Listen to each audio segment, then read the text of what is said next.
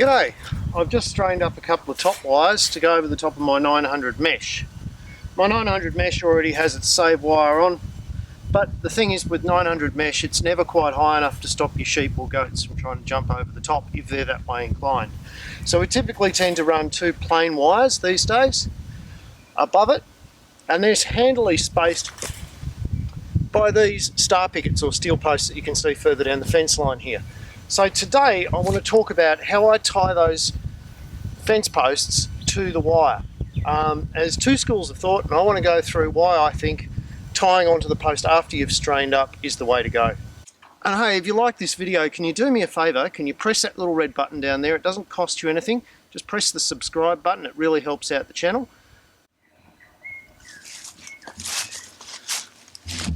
So there's two schools of thought on putting wire into a star picket.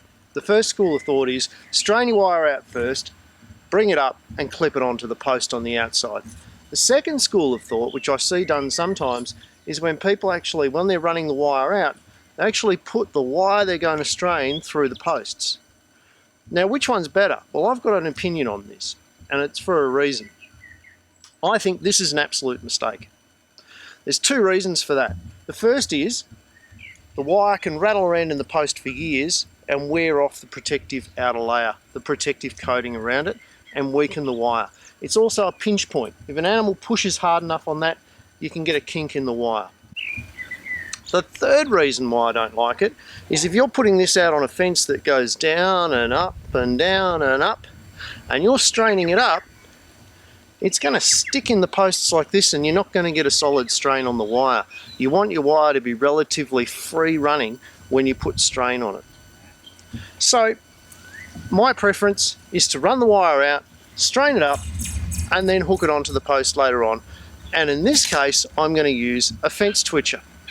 So the first thing we're going to do is we're going to take about 10 centimeters or about 3 and a bit inches of 2.5mm tie wire, that's mild steel wire, and we're going to put it through the hole in the star picket where we want that fence wire to be secured. The next thing we're going to do is we're going to get our twitching tool. This is too small a piece of wire to work with our bare hands, so we're going to use this guy. The next thing we do is we bring up the wire that we want to secure and we put it between the wire like this. Now I like to have one underneath and one over the top. Then I'm going to use these two holes in the twitcher. I'm always going to use the hole that's closest to the post. So I'm going to put the twitcher on, and I'm then literally going to curl the wire around like so, with that hole right next to the post. Now comes a time where I can just simply tie up that wire, or I can make it a little bit tighter with my pliers if I wish to. That's an optional step.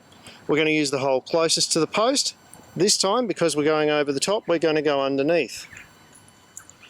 We've got our twitcher here. Because I'm using the outer hole, it's going to set a nice distance for my curls so that they look reasonably close together. And there is my wire secured to the post. I find that if you cut yourself a whole heap of 10 centimetre bits of wire before you take off, it makes the job even faster for you. So these are two strands of wire now secured to the steel post without having to run it through the holes to begin with.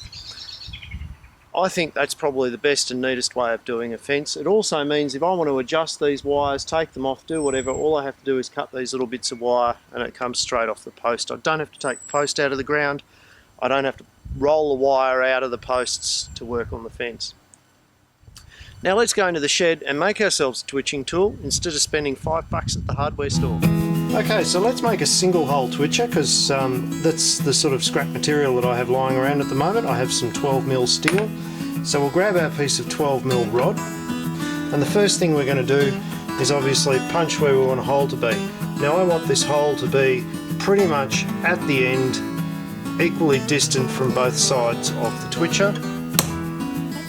So I'll give that a little tap just so that when I drill bit doesn't skip around in the metal.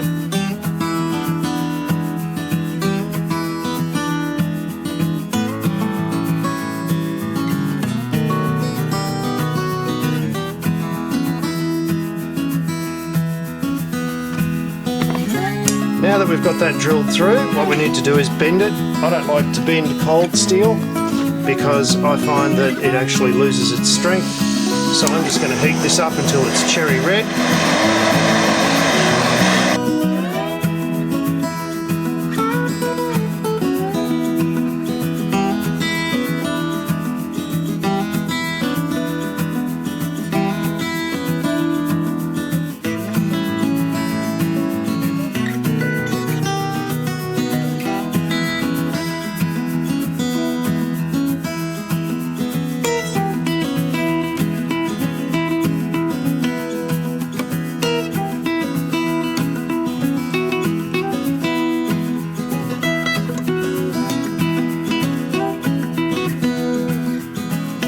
And there you have, basically, a zero cost twitcher. Why would you spend $5 in a shop? Well, I hope you've enjoyed watching the video nearly as much as I've enjoyed making it.